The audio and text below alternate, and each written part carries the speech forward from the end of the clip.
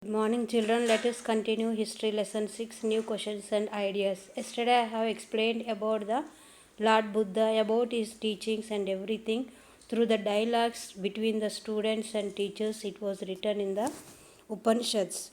The Upanishads literally what information it is giving. It is giving information and approaching literally, sitting near, and the text contain conversation between teachers and students. And in the Upanishads, conversation or communication between student and teachers it is there. Often ideas were presented through simple dialogues like a small stories and dialogues. The information was given in the Upanishads. Most Upanishadic thinkers were men, especially Brahmins and Rajas. In the Upanishads, the information was written by the especially the Brahmins, those who know how to read and write, and also the Rajas. Occasionally, there is mention of women thinkers also, such as Gargi, who was famous for her learning and participated in debates held in royal courts.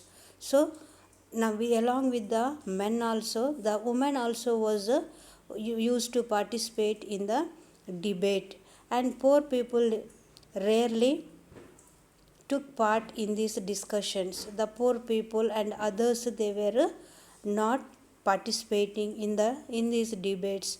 One famous exception was Satyakama Jabla, who was named after his mother, the slave woman Jabli. He had deep desire to learn about literal reality, and the Jabli and the ordinary people they don't have the permission, or they were very back in the learning or in writing also. But there is a person Jabli, and the learn literally it was accepted as a student by the Brahmin teacher named Gautama, and became one of the best known thinker of the time. Many of the ideas of the Upanishads were later developed by the famous thinkers.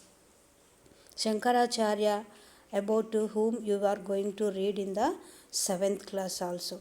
The thinkers, and along with the Brahmins and Rajas, after the ordinary people also started to write, and the information what they are going to teach for the people.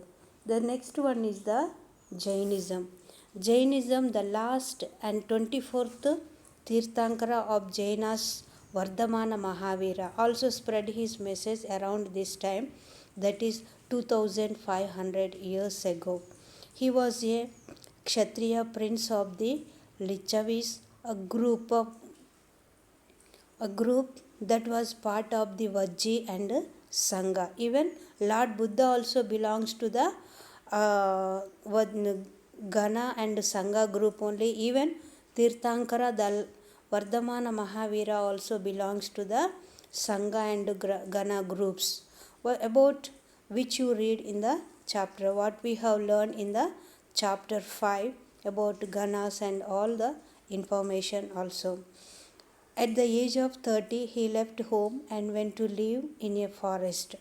For 12 years, he led a hard and lonely life, at the end of which he attained enlightenment. Like a Lord Buddha also, Mahavira also, he went to the forest, and around 12 years he was roamed, and he wanted to get the life, and he wanted to teach good principles for the people also.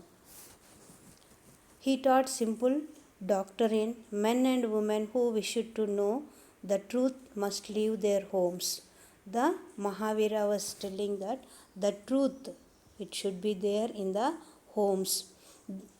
They must follow very strictly the rules ahimsa, which means not to hurt or killing living beings. Even the animal, he was given information not to kill anyone. Even animals also we should not kill. All, all beings said Mahavira longed to live. To all things life is dear. Ordinary people could understand the teachings of Mahavira and his followers because they used Prakritic language. Lord Gautam Buddha also was used the Prakritic language, simple language. Even Mahavira also used the simple language to teach the people, and ordinary people also can understand their information.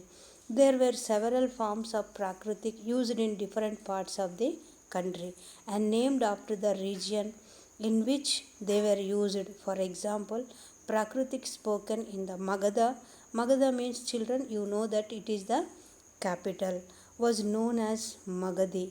The followers of the Mahavira, who were known as the Jains, the people, those who followed the Lord Mahavira, they were called the Jain people, or Jainism also we can say that, had to lead very simple life, begging for food. They had to be absolutely honest and were especially asked not to steal. Also, they had to observe syllab- celibacy, and men had to give up everything including their clothes also. Even the Jainism, the people, they have to sacrifice even not to wear the cloth, they have to beg the food and eat. So children, comparing of Lord Buddha and Mahavira, both also teach the people in Prakritic language, simple language, to understand the ordinary people. So let us continue in the tomorrow's class. Thank you.